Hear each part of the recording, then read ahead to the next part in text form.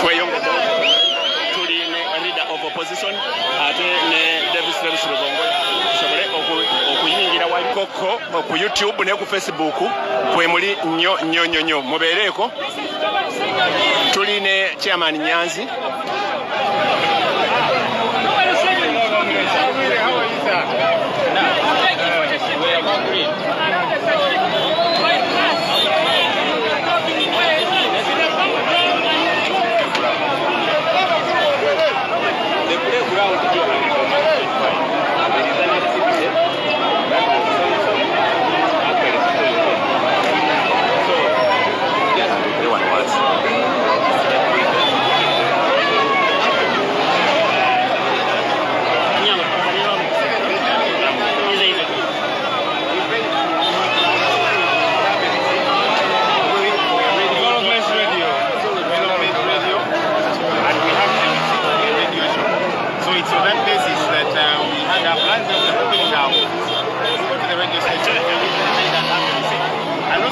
which we paid for and have a receipt from the town plan. Now, so when the things change and now, the new program and the district communicated about the program.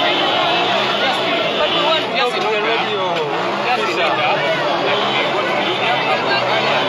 Okay, assuming now that the venue, you're saying there is another event, which I don't know about because the town clerk gave us this very date and signed and stuff and we paid money.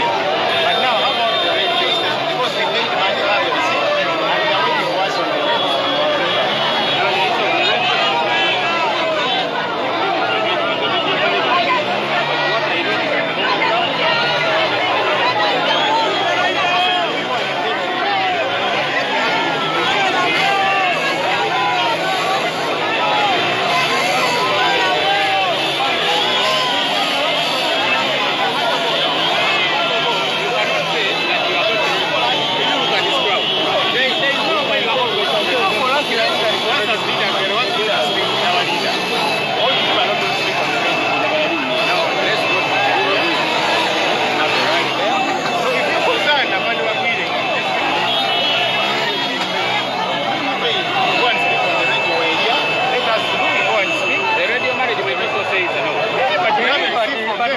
And we paid money. We paid.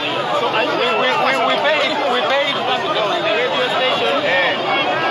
So that's rightly that they are not aware you are being paid. But how can they say that when we pay? And we have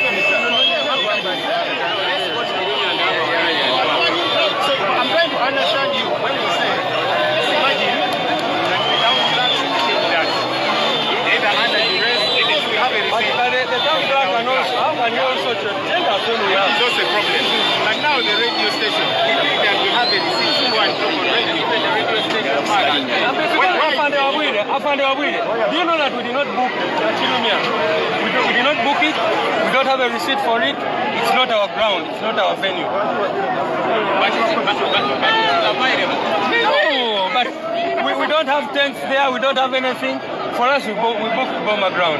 And we have a receipt for Boma Ground. And we also have a receipt for the radio station. Let's go to Chilumia. What's your worry? What's the problem? Why can't we talk on radio when we paid money? Okay, assuming the grounds are busy, but the radio station, we paid at our program.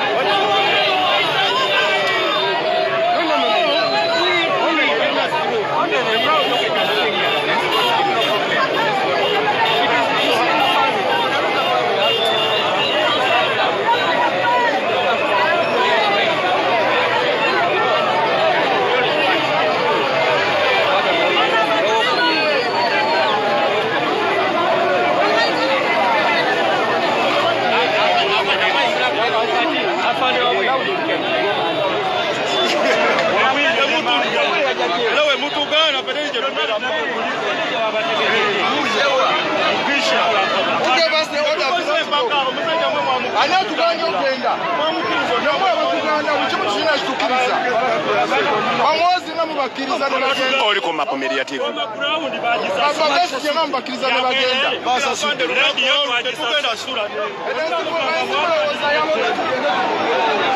Afande Wabwire yakulidde wano.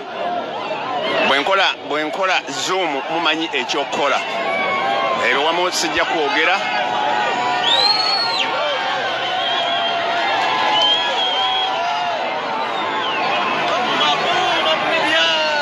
Omugama mutya muli bulungi mwasazeeko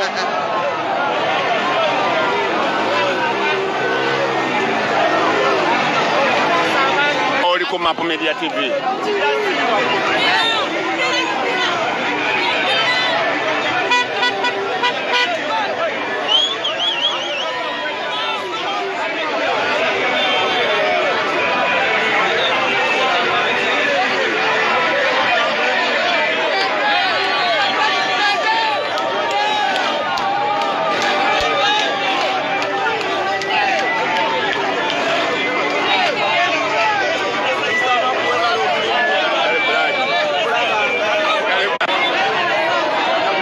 Map Media TV.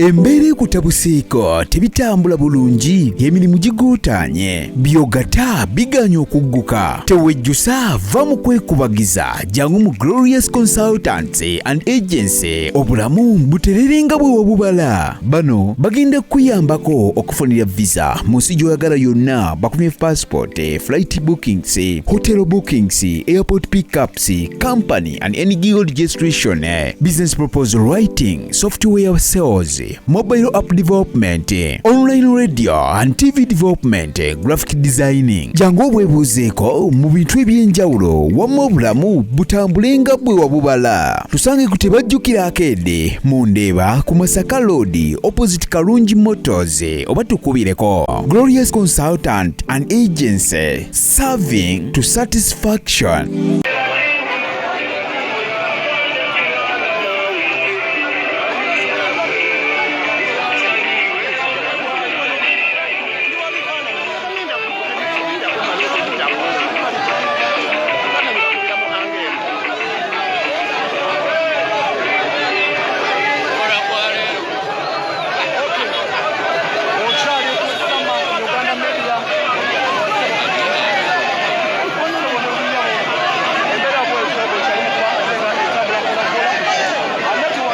Oli ku Map Media TV, Facebook ne YouTube esawa zino tetuliko, tuli ku Facebook. Kano ke kanene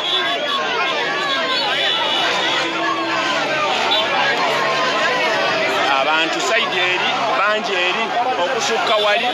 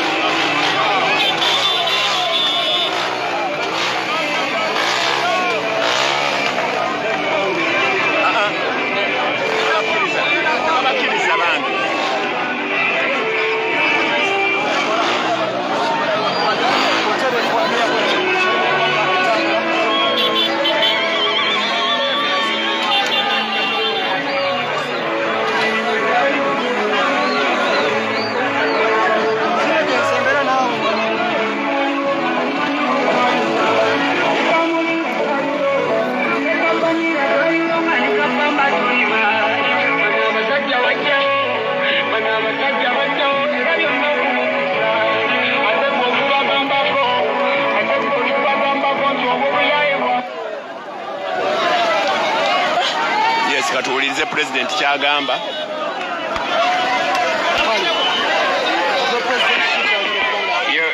Yo. People power. Our power. Abantu babundi bujo. Mulabye bakawadi. Mulabye abatitizi. Tetulina mundu, tetulina mayinja. Buli kye tukola tukikola amateeka naye bagaddewo ekkubo. Naye message ngibawadde namwe message mugitwalira abaana abali mu tawuni. Eno message tugenda gitwala Uganda yonna, mugitambuze mu buli style yonna, ku ssaawa entuufu mukole ekintu ekituufu. Mukitegedde? Baasi.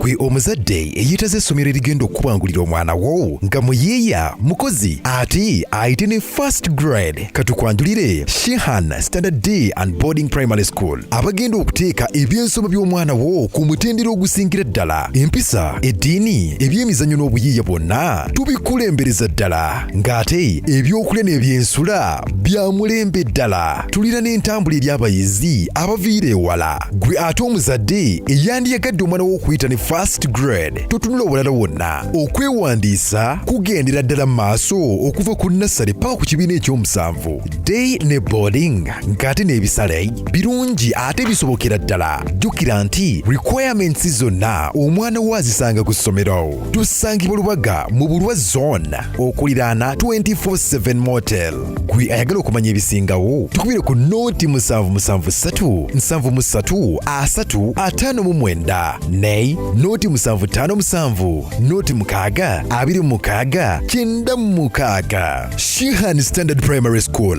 We invest in education. Wulira obuwoomi munnayuganda kankwanjulire Pizza Origin bano nga be bakafulu abakozi ba pizza eri ku kyaddala anti mwatu kye kituyisa Pizza Origin. Funa pizza erimu ebirungo by'otajja kusanga walala. Olina birthday party, baby shower, graduation party, wedding meetings oba oyagala kusanyusa abafamire yo weyunire Pizza Origin tusangibwa ku Jinja Road Plot 10 opposite Nema House. Mwana wattu tukola ne delivery ate mu kaseera katono ddala. Yitirawo kati oba tukubireko tuli ku noti 7 noti 8 7 8 54 ne noti 7 6 7 Pizza Origin tulya kyaddala. Leka endabika y'ekifo kyo ekuweesa ekitiibwa ne Coslin Furniture. Olina woofiisi kituufu weetaaga furniture agenda okuleetera abangi okwettanira woofiisi yo. Onoonya furniture omulungi w'okuteeka mu maka go gatemagane. Jangu ffe kyakuddamu kyo tusuubuza awamu n'okutunda mu kamukamu buli kika kya furniture ali ku mutindo ku bbeeyi ensaamusaamu. Coslin Furniture tusangibwa Entinda Kiwatule okuliraana Kampala Independent Hospital wamu ne mu bifo ng'ekira n'ekitukutwe. Gwe ayagala okumanya ebisingawo ku Coslin Furniture tukubireko noti 789 noti 233 96 ne noti 7 noti 39 57 57.